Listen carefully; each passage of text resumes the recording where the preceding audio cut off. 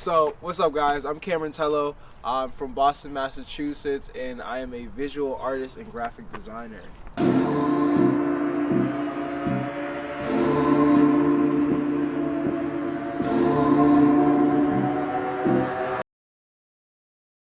So I used to have a stage name, and then I used to go by Goldfish, and it was like GLDFSH, and pretty much I was an acronym for Greedy Living Damages Friendship Surrounding Him, and I liked it, and it was like an alter ego sort of situation. Like, I didn't just go by it. I was like, I don't know that nigga Goldfish. I'm Cameron Teleau. I don't know what you're talking about.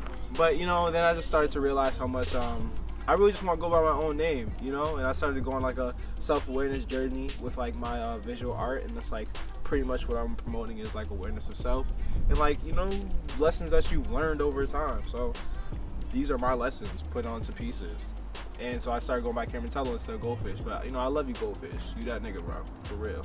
I've been a visual artist now for a year, like a year and a half probably, and I think it was something to do besides making clothing, and it was like a venture out sort of thing. Like, okay, let me just make this visual piece instead of actually make a t-shirt today, because I think visual art was something that I was really into, and I was looking at all these Instagram artists and how they were making all this dope shit, and I was like, I definitely want to try and do that too, and so I did it, fuck trying, I did it, it's dope. So I continued, and it grew into this. It's beautiful. Visual arts is important to me because I feel like it's like become a part of my life, and it's my lifestyle, and the way I like to present who I am and like who I want to become. I very much so have this mantra in my head that I say to myself to calm me down. It says, I am who I will become, and who I want to become is a visual artist, and I want that to be something that I'm recognized as well, not just with like visual pieces, but also my clothing designs, because my clothing designs are also visual artwork that are put onto people's bodies pretty much. But yeah, those are two separate things for me, but it became very important to me because I saw how much it was a lack of like recognition, or not recognition, like a lack of importance for other people. You feel me? Like, visual art is super dope. We have it in our museums, we have it everywhere we go, off of the train, like you go out, you see graffiti everywhere. Like, visual arts is so important and like a part of our lives, but I feel like I feel like it just doesn't get enough recognition, at least like where I've been and like how I've experienced it. But all the love that I see that it does get is super dope, and honestly, I just want to bring that to where I'm at in my city, and just like me. Actually, my mother used to take me to the Barnes and Nobles at the Prudential all the time. Like, she'd have a timer set for like an hour, because I would keep her in there almost half of the day reading books. So that was like, I guess, an art form I was really into. I actually wasn't into drawing like that. I doodled in class, but who didn't doodle in class, And then later on, as I grew older and wanted to like actually start drawing, or not start drawing, actually start like writing my own book and stuff, I found graphic design, it was needed amongst the company that I was with, and so I decided I'm gonna teach myself, and so I'm a self-taught visual artist and graphic designer now, and it's like a part of me, and I love it so much. But yeah, that's how it like shaped my childhood, is like when I got into high school, kind of, you know what I'm saying? I can see that it is very hard for like visual artists to have their own opportunity to shine and have that sort of recognition. I think that there's a space for them, and like they're given space, but I believe that there could definitely be more focus towards just the visual arts itself. We have museums, of course, who give that space towards them, but events specifically meant just for visual arts is so dope to me, and that's exactly what I'm so happy that Immortal Gallery is bringing to the table, and like what we're starting out here. And I want to bring that everywhere else, focus pop-up gallery spaces for visual artists, meant to make sure that you meet the artist and the artwork together and have an intimate experience with them, and like really understand how beautiful visual artwork is. So my step is like, I'll draw it out first. Like, I'll have like this profound like lesson, I feel like, or like it's profound for me. It was like, it could be something really minuscule and small, but I'll like probably try and draw it and then not draw it at all and draw something completely different, and then I'll just take that and I'll put it into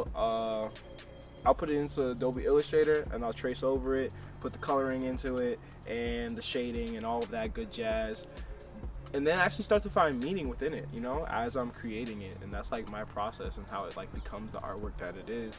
A lot of these pieces I didn't even have real meaning behind until like after they were made, you know, like the fact that I made it in the way that I did means that there was a lesson in why I made it, you know, and like it came out of your head. So what's going on in your head for you to make this? That's kind of like my process. A lot of visual artists on Instagram and stuff I saw at like cafes and stuff. So I was like, that sounds cool. That looks cool. I want to go to a cafe too. So I did, and I was like, oh shoot, this is fire. Everybody's doing work, and it's like a nice little vibe. There's coffee in the air, and like it's just really cool to draw in a space like that. It's like really dope, you know. Biggest achievement so far.